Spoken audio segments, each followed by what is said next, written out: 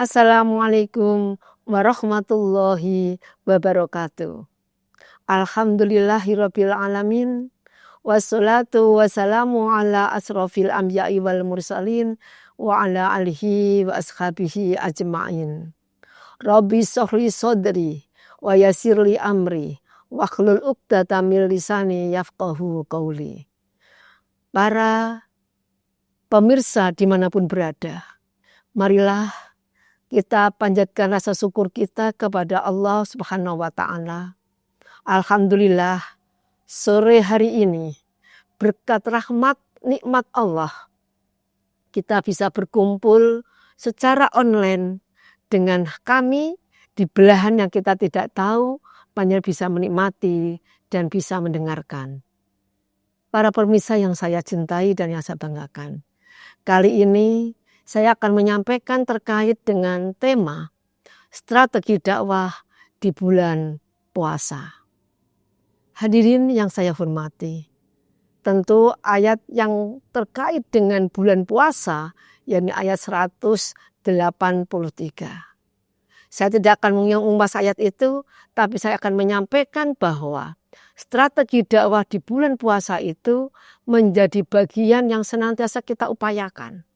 Sebab saat sekarang ini setan-setan sedang dibelenggu dan malaikat itu akan memberikan kesempatan sebanyak-banyaknya pada kita semuanya agar kita semuanya bisa lebih banyak lagi menikmati dan menjalankan segala kenikmatan di bulan puasa ini. Salah satu di antaranya adalah dakwah yang kita lakukan. Saudara semuanya, tentu dakwah itu pakai strategi dan taktik. Strategi dakwah itu sudah tertuang di dalam ayat As-Sajdah ayat 9. A'udzu billahi minasyaitonir rajim. Tsumma sawwahu wa nafakha fihi min ruhihi wa ja'ala lakumus sam'a wal absara wal afidah. Qalilan ma tashkurun. Apa?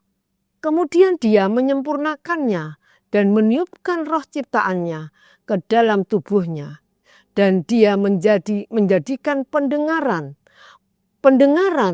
penglihatan dan hati bagimu. Tetapi sedikit sekali yang kamu itu bersyukur. Ada 3 kata kunci yang disampaikan dalam surat As-Sajdah ini. Yang pertama adalah pendengaran, yang kedua adalah penglihatan, yang ketiga adalah hati. Nah, 3 hal ini menjadi bagian strategi dakwah yang harus kita lakukan dengan secara optimal.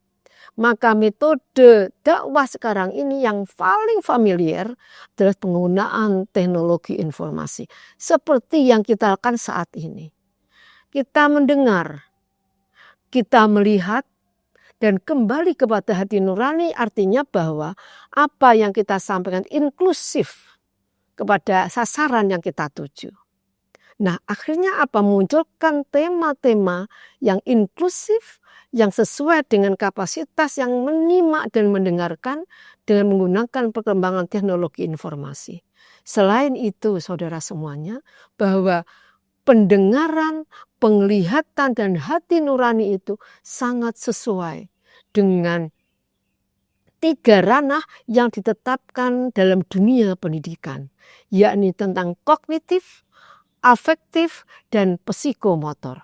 Kognitif tentu adalah bagaimana kita mendengar itu mampu menyimak dengan baik apa yang kita tangkap. Kemudian penglihatan itu melihat bagaimana orang itu melakukan, maka psikomotor di sini akan berlaku.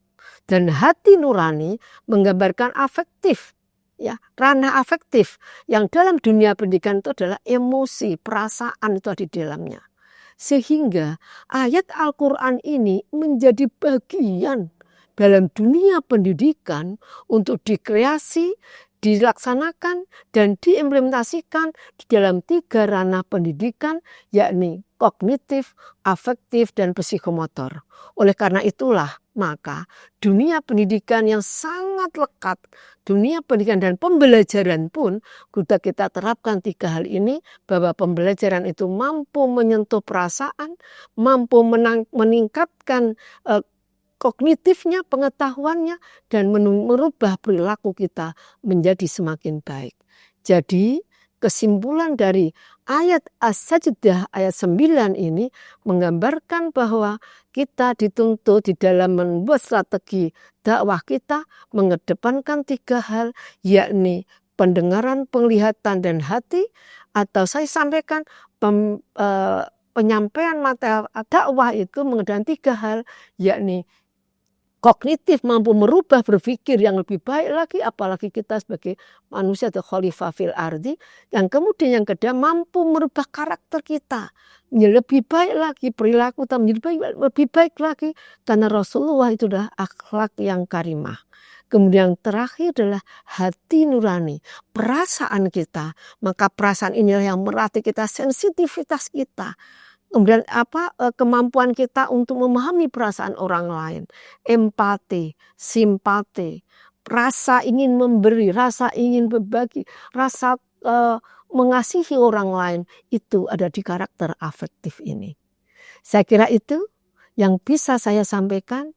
3 ranah itu, kognitif, afektif, psikomotor, atau pendengaran, penglihatan, dan hati, merupakan metode, strategi, bagian di strategi dakwah yang dapat kita lakukan.